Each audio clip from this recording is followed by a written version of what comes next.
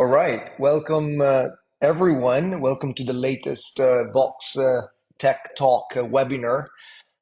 Today we'll dive into the topic of data. And as we know, data, in-destination data in particular, is a pretty broad and difficult topic. But I think we'll have great attendees today to speak about it. And I'm actually very, very happy to have with me today a very phenomenal industry experts. We have Rebecca Brooks. Hi, Rebecca, who's Hi. an experienced travel industry professional. She's been mostly specialized in international travel. She's currently managing director of S.p.A, which is an internationally recognized DMC specialized in leisure group and individual travel in the UK and Ireland. And she's also chair of UK Inbound, which I guess everyone knows it's the UK's most relevant association, currently representing more than 400 inbound tourism businesses. Then we have Sara Coletti Moglia with over 15 years of professional experience in tourism management. Hi, Sara. She's currently head of tourism services and destination development at Milano and Partners, which is essentially the official city promotion agency founded by both the city of Milano, so the municipality, and the local chamber of commerce. And last but not least, we have Douglas Quimby. He's co-founder and CEO of Arrival, which I guess everyone in the industry knows as the defining platform for the travel experiences sector. Everyone is attending their conferences. They are also very active in research, and he has been also for many years serving as a senior VP at Focusrite, and being actually the one who started actually doing research specifically on the field of tourist activities. So just a very quick intro from my side, because as we know, as we said, in-destination data is indeed vital for travel operators, local stakeholders, destination management organizations, and so forth. Obviously, our aim today is not necessarily to speak about the details of how technologies may work, but more like exploring how operators and destinations are using and leveraging data. And when we speak about data in this case, just to be everyone aligned, I think we're mostly speaking about data that have to do with behaviors and consumptions, market positioning, especially from the standpoint of a destination, the experience itself, so how visitors are experiencing once they are in destination, and things that are more related also on how tourism is flowing, like technically speaking, the crowds management, the touristic flows, which are also very relevant for both operators and destinations. And last but not least, which is something that has to do with, I guess, everyone in the world right now when they do business, customer facing, reputation. So let me maybe start from Rebecca, if you agree, also for her very broad experience, asking you, especially based on your DMC work, but also as a chair of the Major Travel Operators Association of the UK, what, in your opinion, are the biggest challenges that currently operators are facing when we're talking about valuable data that can be used in destination? that can be found and used in destination, and how you see technology potentially easing now the process without necessarily overwhelming travelers and also, by the way, especially here in Europe, crossing the privacy boundaries, so to say. Yeah, thank you, Claudio, and thanks for inviting me on today's webinar. I'm by no stretch of the imagination a data expert, as everyone just heard from the brief rundown of my CV, but I would say in the broad brushstrokes, I'd probably split your question into two categories for me. I think one is the sort of DMC experience around being able to understand what end consumers view the experience as. And obviously, the big challenge there and the obvious challenge is as a business, Abby, we're a B2B operator. So we're selling to tour operator partners and we can't really harness, or rather, we're not permitted to keep certain data around end consumers. So we're very much at the mercy of our clients' ability to share information gathering. And having spent 8 years on the Visit Scotland board in that capacity, and I also chair the Scottish Tourism Alliance, one of the biggest challenges is around how data is shared in that B2B environment to create a true picture.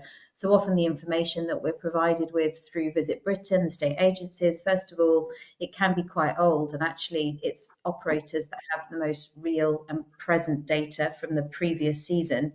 But also it's very much capturing end consumers as they enter or exit an airport, and in a way it's missing out a whole big chunk of destination and destination management, which is really how tour operators might regard the destination, how they might consider investing more fully in it or not, judging by the experiences that their end consumers are having or how they perceive the destination. And probably the other part then of answering your question is around the DMO point that you raised there in managing destinations. And we see this trend now all over the world of a concern around over tourism. And a lot of that is the consequence of a lack of a joined up approach in managing destinations. Lots of operators, a crowded space, and lack of information sharing around all of that. And what we certainly see within DMOs, and I've probably got the closest experience of that in Scotland, is that DMOs are currently under threat. There's a lack of funding available for them, so they are already sort of beleaguered organisations who are trying to step in and help destinations where there are real challenges around high visitor numbers at points in the year. And again, I think, that central reference point, I was very recently in a meeting with the tourism minister and highlighting here in Scotland and highlighting the point that it's very important as a country, UK wide, to be international genericists. If we create a scenario where we're only affordable to certain source markets, there is risk in that. And he immediately looked at one of his civil servants and said, I want the data on that.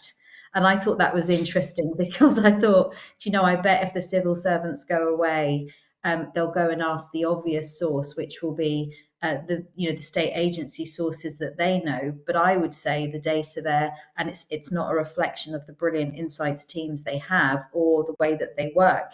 It's just that there's a whole sector that isn't harnessed. And I imagine once you start rolling that into OTAs and beyond, it gets bigger and bigger and bigger and more infinite in terms of how you actually manage to pull all of that together. So in my UK inbound capacity, just to finish on answering your question, a lot of my time is spent representing industry in lobbying government around creating warmer conditions for business to thrive, albeit sustainably thrive.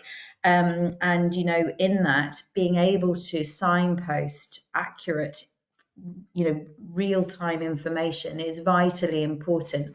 And it's surprising how that can be challenging, and also how data can be very much misinterpreted in terms of not providing really the effective information required in order to give government ministers who've short attention spans, not a lot of time for you, top line information that's going to be impactful. So I think that's the industry challenges around how we present ourselves. We're not oil and gas. We're very nuanced. So it's challenging. No, I mean, very interesting. And by the way, I think when speaking about data in general, there is always like a sort of a paradox because, in particular, in our industry, but I think this is very general because when we talk about data today, why there is an overwhelming amount of information available, most of it, it's very unstructured, and it's also very challenging to be managed effectively. So, like operators, OTAs, all the stakeholders in the value chain, DMOs, I think they're facing this type of limitations. Now, speaking about limitations, or opportunities, as I like to see them most of the time. Douglas, I mean, in your experience, I mean, you are a researcher, you are the analyst, you know the drill. You know how to play with data. You have been always playing with data in your professional life, and now I think even more so with what you're doing in educating also the industry in understanding more about who they are, what they can do, how they can progress. So in your opinion, and you also have a very uh, wide understanding of what's happening all around the world. So in your opinion, what do you consider to be, let's say, the limitations, and on the other side, let's say the opportunities in particular in the industry of experiences, in the industry of travel experiences, tour operators, when it comes to data as of today? Uh, you know, Claudio, uh, I have to say that question it's not really, it's not even a big question. It's just as a point of comparison. If we look at the airline industry, um, we we know, and anyone can easily access at any point exactly how many planes, how many seats, how many passengers are going from point A to any other point in the planet at any time. We have that exact data looking out up to a year in advance of what's booked. We have historical data, and anyone can access this. In some cases, you have to pay for it. And in addition, we know who that person was. We know how much they've spent. We know if they're a member of this program or that. We know how long they've stayed.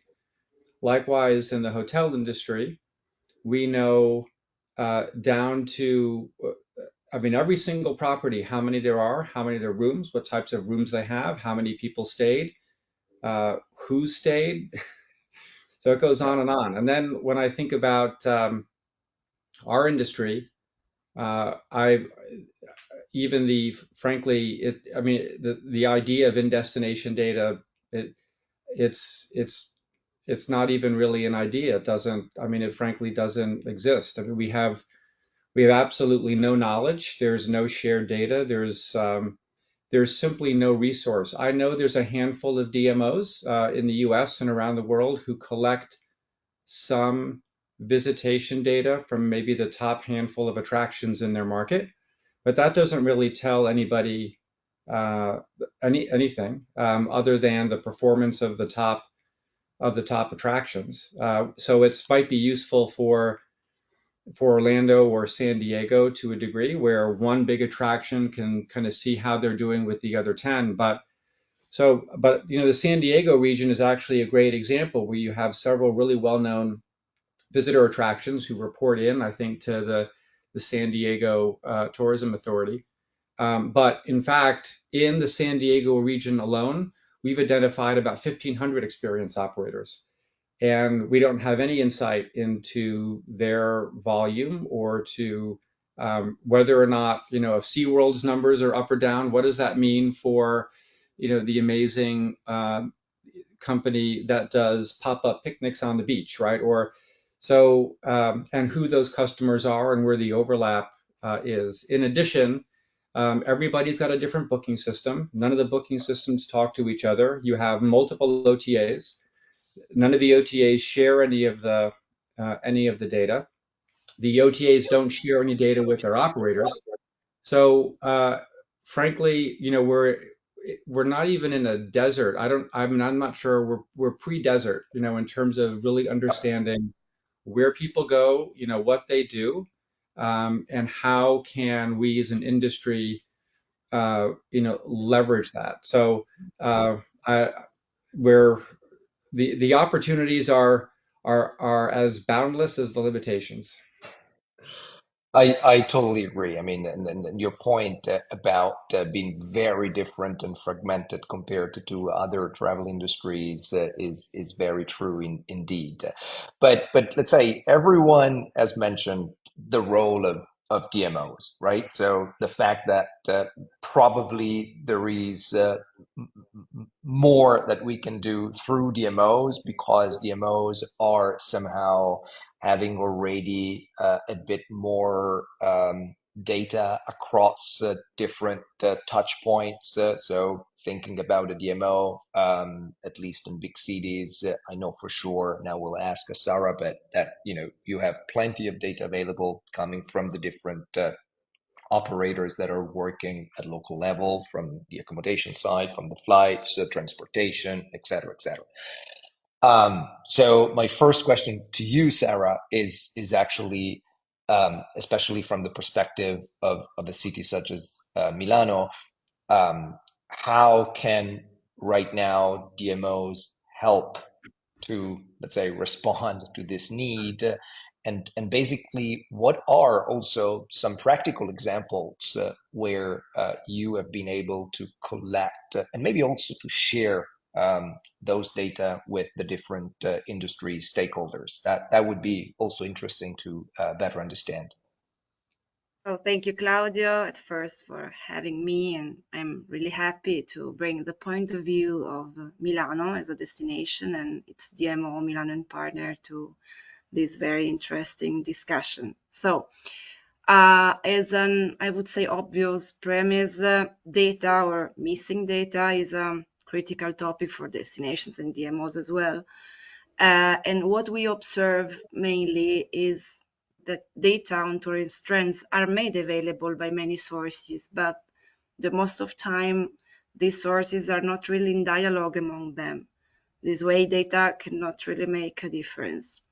So coming to your question, Milan and Partner is a public-private entity, and thanks also to this, let's say, mix of players involved, we do daily work on, let's say, data systematization with our members. Just to mention some, the Municipality of Milano, the Chamber of Commerce, the airport system, local transportation, the fare system, the whole industry, I would say the HoReCa, but also other useful players such as electronic payments.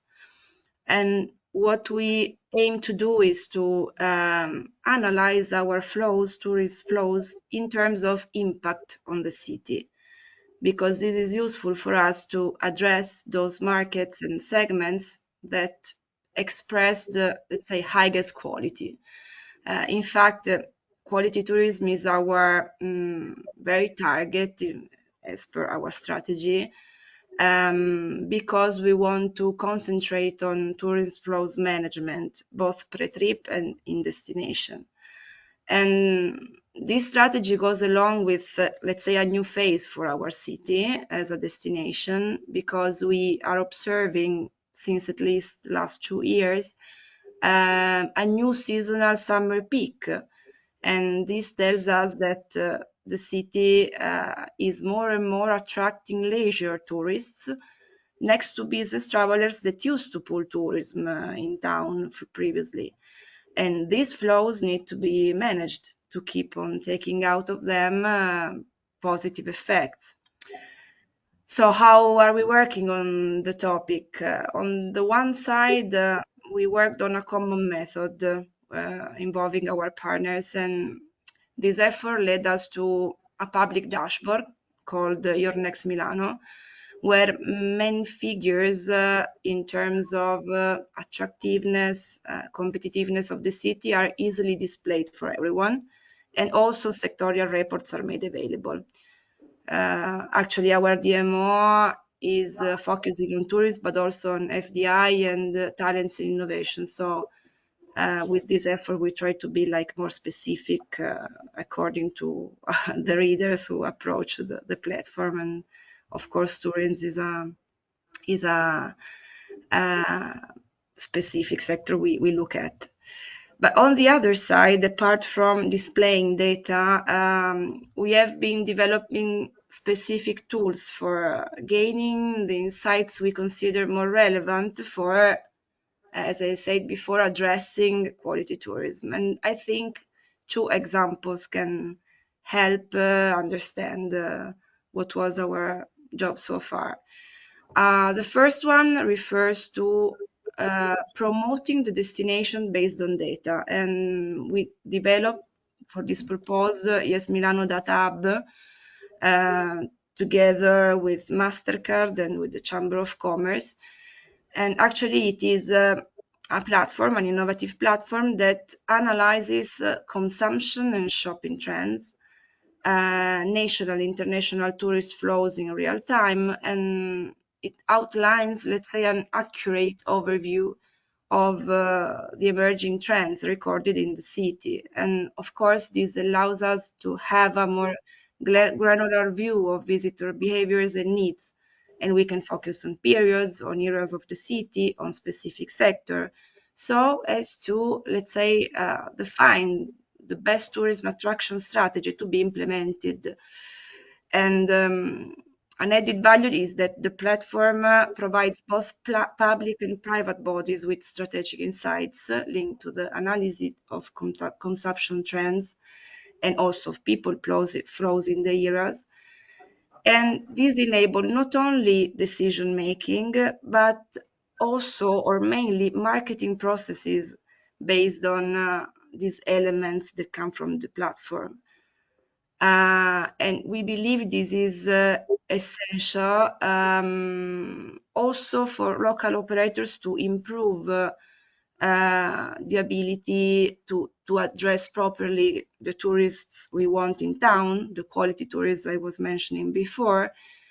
And one useful strategies in this concern is the co-op destination marketing campaigns. I mean that the platform allows us to orchestrate multiple operators and also budgets to speak with a single voice about the city and about its supply chain. And this is made available by the platform that, of course, exploits the insight provided in terms of spending by segments and nationalities. So I believe this is an example which could probably, hopefully, represent a best practice to take into account when mixing data and marketing purposes. But also, let me please refer to a second challenge we took. It is related to Yes Milano City Pass. It's our official pass of the city of Milano, developed by the DMO and, as Claudio knows very well, by Vox. Of course, it's a tool that, as a first goal, allows visitors to discover our iconic museum and attractions, to use public transportation. And of course, that means for us encouraging responsible tourism and sustainable behaviors. But also the pass is itself for the DMO a data platform as well, because it returns insights on how tourists behave when they are in town, how they move. Again, it can inspire our promotional strategy in terms of flows management. The main challenge in this concern is to move our tourists away from the very city center to discover all our neighborhoods that make Milano so unique, but still need to be known. And so we work on that as well. We work on seasonality. So I would say that what can we bring home from these examples?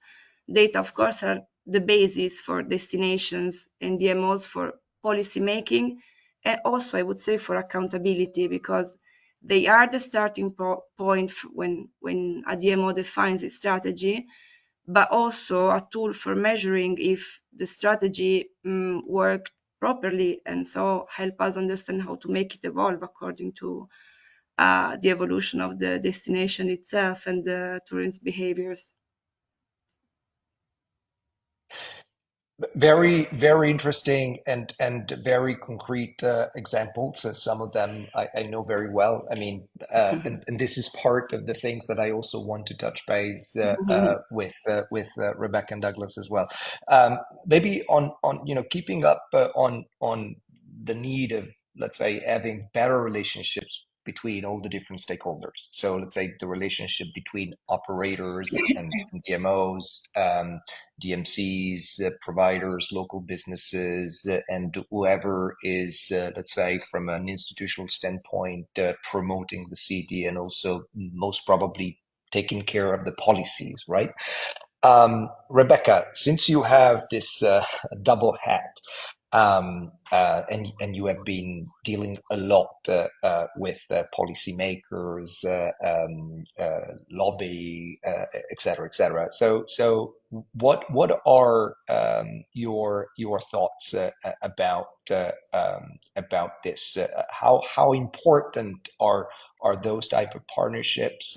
How important are there in gathering data that can be useful and strengthen, let's say, mutual benefits? Because sometimes I guess the real problem is balancing between the objectives, right? So that's Yeah, indeed. And sometimes those objectives can be conflicting. But when I was listening to Sarah, I was thinking, if you had Yes Milano duplicated across, even to begin with, all the tricky regions of the UK, let's say, and then you could harness that into one UK map.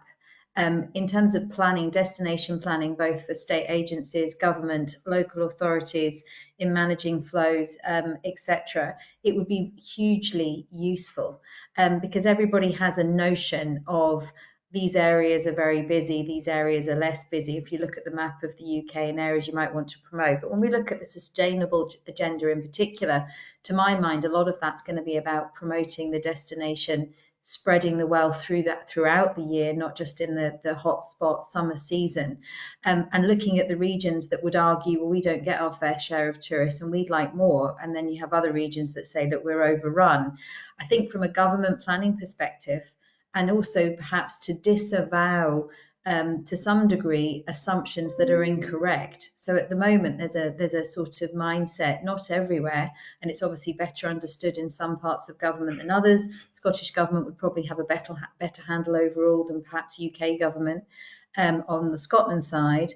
But there is a perception that over tourism is everywhere, and that's not correct. So, the reality is people want to travel. The reality is there is a future for travel, but it needs to be conducted in a way that doesn't have a negative impact on local communities and the environment. So, I personally think that, the Yes Milano concept, if that was something that DMOs, and again, not all DMOs in the UK are well funded, and I'm not familiar with how Milano is funded, that's one of the biggest challenges. And to me, it's a kind of light bulb moment of being able to say to government, look, what if there was an element of funding that enabled DMOs to create platforms like Yes Milano, and then in turn that becomes a national platform that people can look at to plan and build. I think that would be a very positive influence on strategy makers, because the risk at the moment that we're seeing currently is that it's a blanket assumption of one size fits all, which is not the reality of a destination. So to me, I think it's a fantastic initiative, and it's certainly, if that existed, Sarah, in our planning in the UK amongst DMOs, my team would be using that as a key tool in itinerary planning and what we were trying to promote. And it goes beyond then the anecdotal hunch of, okay, look, we know places like Liverpool, Manchester, or Hungary, they want more international visitors. The Isle of Skye doesn't. It's beyond that. It's beyond the anecdotal. It's beyond the experiential in that sense of what we know and experience from a demand perspective. And it gives us a really strong platform to also lobby government and say, look, this is part of the solution in terms of sustainable tourism. right. Yeah, I totally agree. Douglas, it looks like there is actually a much bigger opportunity for you guys in the rival, and speaking about, helping and supporting not just operators, but I guess all the different stakeholders involved in the value chain. So two questions to you. So the first one is more about if you have any insight about effective use of data between different stakeholders, like the ones that we have mentioned. So even regarding DMOs collaborating with local operators or local operators doing something with DMOs that might actually be interesting for benefit everyone. And the second question is more on operators, because you were definitely saying, okay, we are a very fragmented industry. We are struggling because operators are also very different from each other, very different sizes, very different standards. Technology might actually be very different also when it comes to distribution. But something that I have seen personally, maybe coming from a digital world all my professional life, is sometimes the lack of knowledge. And I know that you guys are filling the gaps as much as possible. But sometimes I have the impression that this is still the big issue in general, at least among operators, actually among every single stakeholder in the value chain. But so those are, let's say, the things that I would like to maybe get some insights from your hand. Well, maybe the best place to start would be simply like what's the objective from the operator standpoint. I mean, I certainly understand, and Sarah and Rebecca both made some great points about kind of the value, and especially from kind of an industry perspective and advocating for the industry and using data to make the case and before government, which is a big part of the world of DMOs. But maybe stepping back a bit and just thinking about operators, I think the demand there, or the interest there, is pretty simple. It's, how do I get more bookings? I mean, that's it, right? It's how do I get more business? And so what are the insights or data that's going to be valuable for operators? And so I think one of the things that we see is, well, first, operators always want to know, well, how am I doing versus the rest of the industry? Am I getting my fair share? Am I ahead or am I behind? And there, it's pretty limited with regard to what I've seen DMOs do mostly. I mean, they report kind of inbound, or tourist, volumes, and so that can certainly be a baseline. But within the operator world, it's still fairly limited, because a lot of these operators are relatively small. There's a lot of other factors that can be at play. So uh, if operators really want to understand how they're doing, unless they're really a top tier attraction, uh, then I don't know that the kind of macro DMO data is super relevant. And what we advise is use a platform. A tour review is a great example of a platform Yep. where you can simply go in and say, okay, using online reviews is a great proxy. I mean, well, it's not the best, but it's a reasonable proxy for looking at how you're doing versus your competition, even if we know there are some folks out there that gin up their reviews a bit. But that's really that would be my kind of a guidance to operators if you're trying to get a sense of how you're doing versus your competition. But then the next thing is, well, what data do I need to help me grow bookings? And for that, I think there's the direct piece, and then there's the trade piece. And I think there's an opportunity for DMOs to really help on the trade side, because I get this from operators all the time. What partners should I be looking at?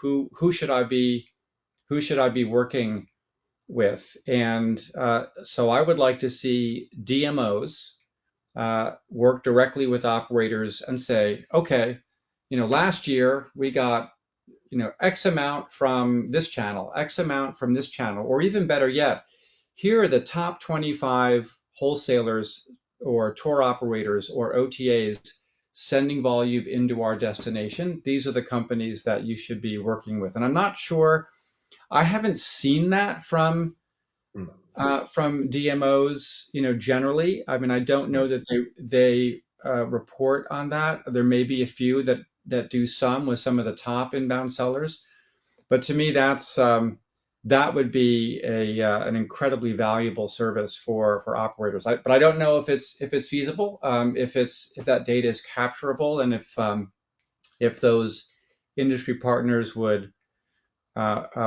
share that. But that would be the kind of holy grail, I think, for operators to know who should I work with. Yeah, yeah, yeah, yeah.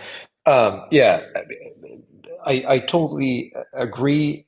Just let me add, uh, though, a couple of considerations because I mean you're definitely right that there might be different perspectives depending on who you are as an operator. So like a top attraction versus maybe the local operator. On the other side, I see that even with the top attractions, sometimes we lack in understanding a bit more about the data that we have. For instance, a big topic from my point of view right now in the industry, in our industry, even for the big top attractions and big operators, is like segmentation or even new forms of travel, the Gen Z travel, how we are interacting in a completely different way through certain type of social media platforms that are reshaping completely the way they're visiting and experiencing a destination. So again, there are very different layers that sometimes we are not even seeing, right? So that's why, coming back to my point about knowledge, sometimes it's probably as the basic layer for everyone, just understanding the context first, and then trying to iterate as much as possible with all the different stakeholders involved. But again, that's maybe something that is also very limited to big cities and not everywhere. But again, those are the complexities for sure. Now, um, I'm actually receiving a couple of questions, but before going through those questions, I since we have mentioned it, actually Rebecca mentioned it. So over tourism, I'm mentioning because as we talk about the collaborations between all the different stakeholders, in particular destination management organizations, operators, local stakeholders, blah blah blah. This is like over tourism as a topic, like is where I think uh, sits right at the intersection of data and actionable policies, right? So my impression is that too often, probably in most of the cases, despite the data that we can gather, our ability to transform these insights into effective strategies, and being sure that everyone is aligned is just not there. That's why I tend to say, maybe I'm oversimplifying, that over tourism is essentially um, tourism that is unmanaged. And it's managed mostly because we're not really capturing data in the right way, or maybe we're capturing those data but we're not sharing them in the right way. There is no cooperation there. The insights that we're getting are not necessarily aligned, etc., etc. So what's your take on this specific topic, and how you'd like to see it going forward, as both an operator and someone dealing a lot with local institutions, Rebecca? I suppose, the challenge with that is that there's always commercialism within this. As you said, I think Douglas said, people are thinking about, operators are thinking, how do I get as many bookings as possible? And obviously, it's far easier to sell Milan or Rome than it is to perhaps sell Bognor Regis in Britain. No offense to anyone on the call from Bognor Regis, but I think the challenge therefore is Well, I mean, I don't think I can distill it down in a brief sentence, but I suppose that the challenge therefore is that businesses that want to do well and want to give a good consumer experience will utilize tools that harness data to ensure that's the case. So, businesses like mine and others within UK Inbound membership want to know if 5 cruise ships are landing on Skara Brae at 10 in the morning on Tuesday, because they know for their visitors this is going to be no fun.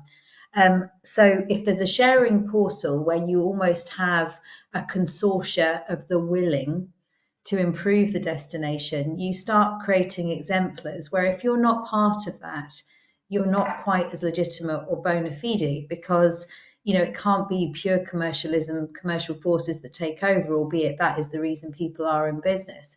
So I kind of think that it's almost, it's got to be a willing combination of industry to recognise, look, this is in everyone's best interest because this will help the destination be a better experience, and it'll manage the aspect of, community-driven tourism over perhaps pure commercial forces.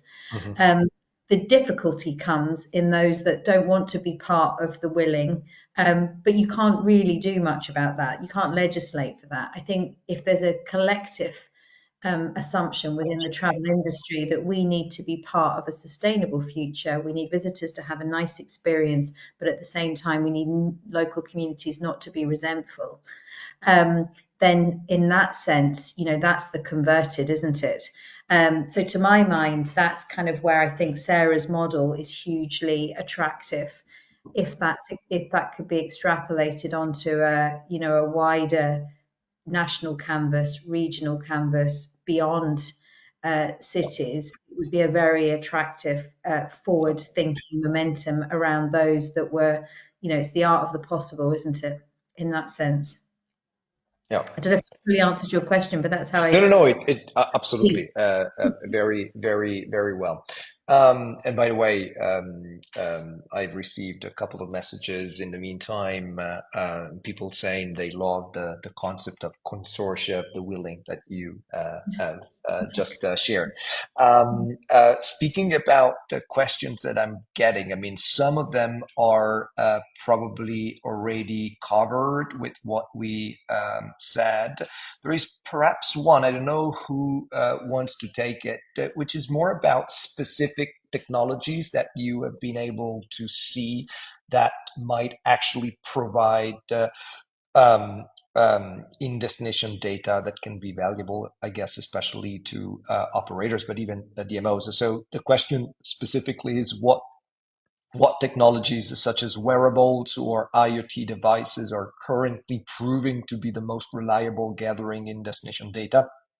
And also, what are, if any, the privacy considerations with it, which are privacy is definitely a big topic for at least the European countries. But so I don't know if there is any one of you having some examples that can be shared.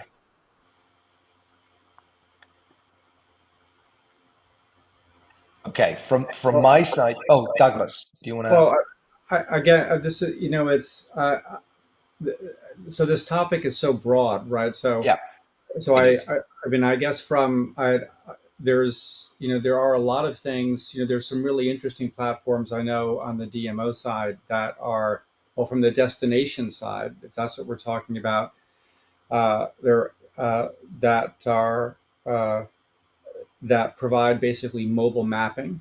So where they have a sample of travelers and they have they basically map kind of phone activity with travelers that opt in. And there's some platforms. I know there's a partnership, I think, with U.S. Travel, works with an organization where you can basically see where visitors are going within a destination. You get kind of heat maps over time, which is, and that's something I believe it's offered through U.S. Travel. That's one example. But even just, for many operators, there's a whole range of tools that are available to help operators get more data, maybe about their own customers and their own partners, um, because um, again, the world of operators, it's a bit removed from Mm, from from the DMO, right? And so and the mhm, challenge that we have within our industry is how can we deliver valuable insights at scale to the individual operator, right? So if I'm in a city, if I'm a major museum or an observation deck, my needs, my application of data is going to be fundamentally different from yeah. the the small to medium sized walking tour. And so on that side, across the board, it's first get a booking system. I think it's important to keep in mind that half of all operators aren't even using a booking system, or they're not using a modern connected booking system with reporting. I mean, number two, there's operators need to build a whole customer or map their customer journey from beginning point to end point to understand who their customers are. I mean, I have this fantastic example from a family vacation several years ago in a major city where we booked a lot of activities, and my wife and I had totally forgotten that she had booked a food tour separate from everything else that I had booked. And it was the day of, and we just got a reminder email of the day. Oh, we're expecting to see you on this food tour at 4 o'clock. Mm, We just had totally forgotten. And it was mm. like 2 hours before. And we'd forgotten, we'd planned something else. And so we had to cancel like 2 hours before. And it's just as simple as, that food tour company. And by the way, in that case, we booked directly. We got an Yep. email after we booked, and then we got a reminder email 2 hours before the tour started. So that's clearly an example of a company that had not even thought about how are they going to communicate to their guests in advance. Also, there's a tremendous opportunity as well. If you think about even just what airlines do, as you go through the process of booking your ticket, all the information that you have to provide, there's an enormous opportunity for experience operators to build in a customer journey and engage with their customers and to tease out things and to collect information about them, but in a way to make it exciting and delightful. So if you're a food tour operator, well, what kinds of things do you like? What you don't? What would make this tour really special? What's your favorite?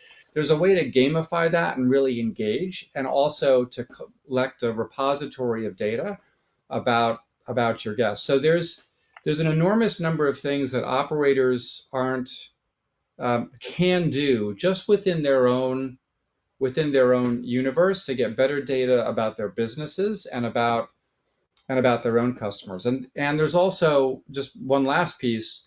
There's a whole there's just this incredibly kind of burgeoning um, ecosystem of startups and technology providers leveraging AI in a variety of different applications to enable operators to do that. And I could kind of go on probably ad nauseum for all of you about that, but I would encourage whether it's, an arrival event or UK inbound event or WTM or Yep. TTG in Italy. I mean, there's these companies are there, and the opportunities for operators to access this data has never been more plentiful.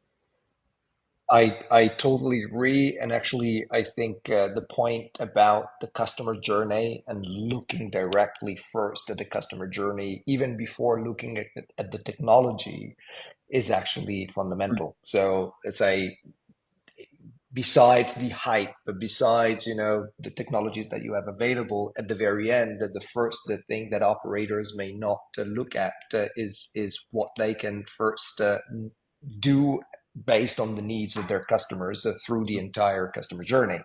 And starting from there can be much easier, also strategically speaking, because they can understand what's the need first and then apply the right technology. And speaking about technologies, as you said, I mean, we now have many technologies that are available and can be leveraged and used. Speaking about technology, but since you have mentioned heat maps, so this is, for instance, something that we have been seeing with the Yes Milano City card, the one that Sarah was mentioned, because obviously this is all digital and customers are interactive constantly with that app, not just for the ticket, but also for the contents that are available. So speaking about contents like the audio guides, the itineraries, et cetera, et cetera. And this is quite interesting because what you see here is the generic traveler heat maps that we had before, at least based on the applications that we were delivering to other partners on site in Milano, other independent operators. And as you can see, most of the usage was actually in the center of Milano, in downtown Milano, close to the Duomo, close to the biggest attractions. And now, with what's offered currently through the Yes Milano pass, we have a completely different type of usage. And this has been somehow driven by the capabilities of that very specific technology, obviously based on what's included and based on the different itineraries that the DMO has provided.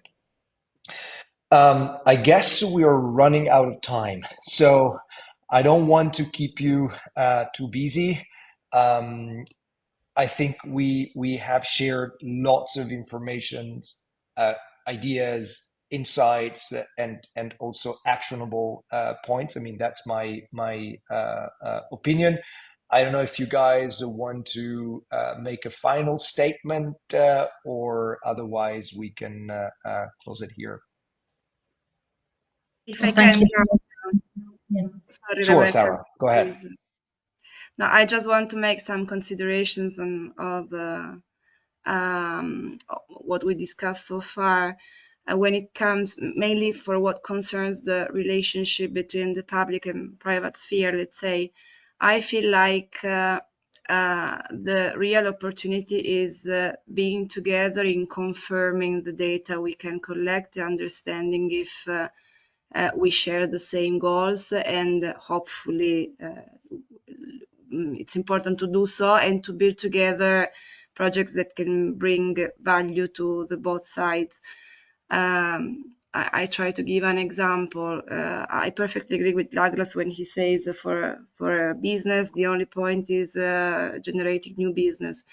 Probably if business is shared together with, let's say, public purposes of managing flows, it could become like, hey, let's do together something to attract more tourists when the town is empty. So let's do something for example, for Milano to help you improve your business in January, in February, where actually people do not want to travel to Milano. It still is a period where we suffer in this concern. So we have also some tests from the past. We did such an initiative together with airlines and hotels in Milano for the months just after Christmas some years ago. And actually, what we suggested to tourists was take a flight to Milano, book one night, the second one is free for you. And actually, this was a way to make also business run in hotels that were empty and so on. So I feel like it is important to sit all together, take out the data we have, and also share what are the main goals for both a company and the city, and try together to do the best to meet the expectations of all stakeholders. Great. All right, I guess we can call it. Thank you very much to everyone. It was a pleasure having you in this webinar, and I look forward to seeing you in person as soon as possible. Thank you. Bye-bye. Bye, Thank you very guys. much. Thank you very Bye. much. Bye. Thanks.